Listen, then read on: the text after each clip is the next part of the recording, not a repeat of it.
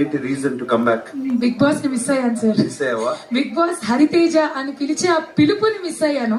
8 years almost. మళ్ళీ అసలు ఇలాంటి ఒక అవకాశం వచ్చి బిగ్ బాస్ లోకి వెళ్తాను అని అనుకోలేదు కలలో కూడా. సో వచ్చిన వెంటనే ఏదైనా సరే ఫస్ట్ వెళ్ళిపోదాం. బట్ నేను విన్నాను బిగ్ బాస్ సీజన్ 1 లో హరితేజ హరికథ అదరగొట్టేసిందండి. అవును సార్, అది అనుకోకుండా జరిగింది. ఫుల్ ఎంటర్టైన్ చేసేదనమాట. అవును సార్, అంటే కంటెస్టెంట్స్ అందరి మీద జస్ట్ అలా చెప్పమంటే అప్పటికే చాలా ఫ్రెండ్లీనెస్, అందరి మీద జోకులు వేసేయగలిగేంత ఒక ఈజీ ఉన్నింది కాబట్టి ప్లస్ మైనస్ తెలిసినప్పుడు ఈజీగా చెప్పేయచ్చు సార్. కాబట్టి అది అలా నాకే తెలీదు, అది నాకు వచ్చని. బట్ ఇప్పుడు హౌస్ లో ఉన్న వాళ్ళ ప్లస్ మైనస్ తెలుసు కదా.